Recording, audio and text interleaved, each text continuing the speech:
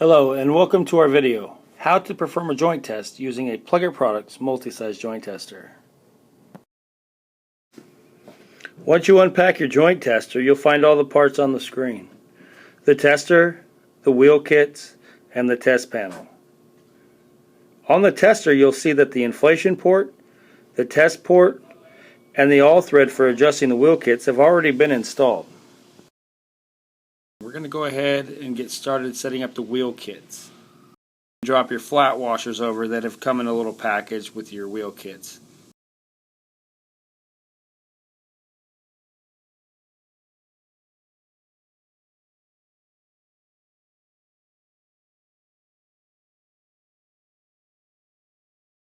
After you put your wheel kit on, then you put your other flat washers on.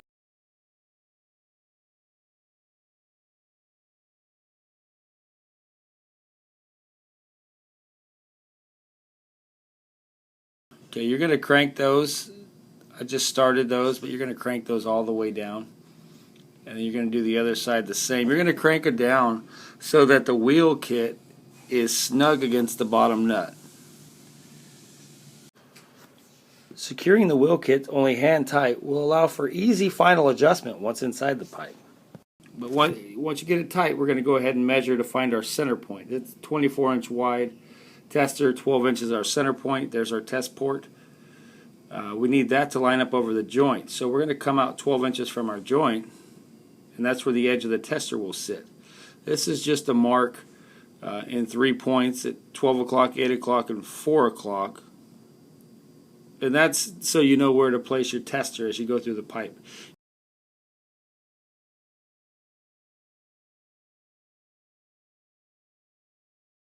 So now we're going to take to evening out this tester in the pipe.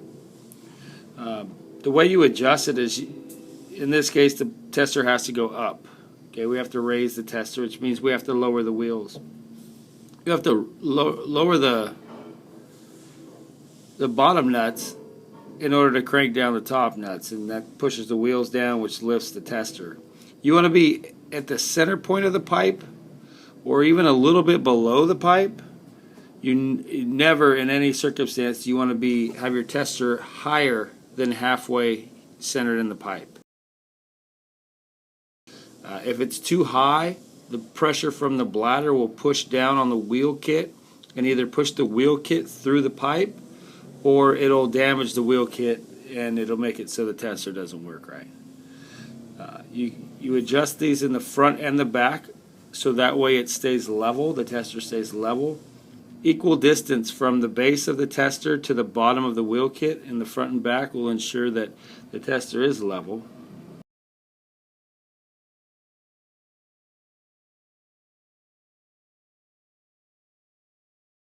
Final check here. I'm a little bit higher. There's a little bit bigger gap in the top than in the bottom. I'm making sure I'm level here. Looks good. And now we're ready to go on to the next step.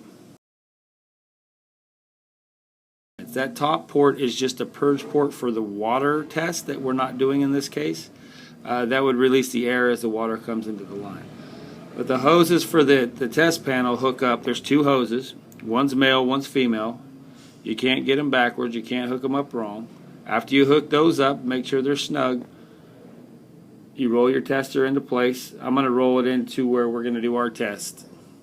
I have my marks at 12, 8, and 4. Put the tester there. Now we're going to work on the panel.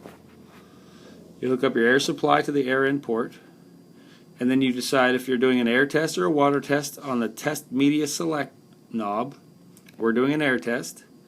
And then you're doing a high pressure test or a low pressure test. Up to 15 psi test is a low pressure test. That's what we're doing. Low pressure test, that's the high, that's the low gauge, that's one we're going to operate off of. We're going to start out by inflating the bladder, using the gauge in the center of the panel to read how much pressure is in the bladder. You have to inflate the bladder to a specified psi, which has been set on the regulator right there to the left of the fill bladder valve. You can see the gauge coming up the pressure now.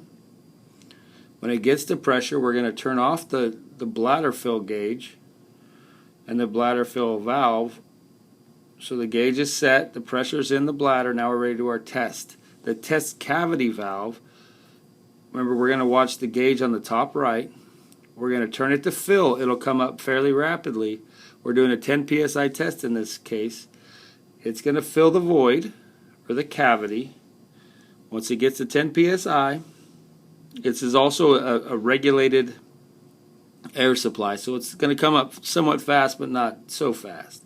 10 psi, we're going to turn it off. We're going to hold, and our test begins.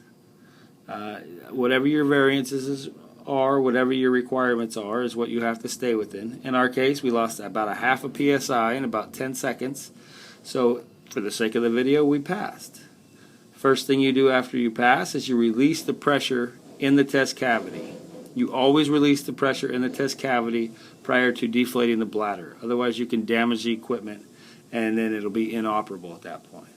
So you release the test cavity, the pressure goes down to 0 on the gauge, and then you release the pressure in the bladder itself. You can see the gauge in the center going down to 0. Once it's down to 0, you can push forward and get to the next test. Again, if you need to mark it, push it past, mark your 12 inches, come back and start.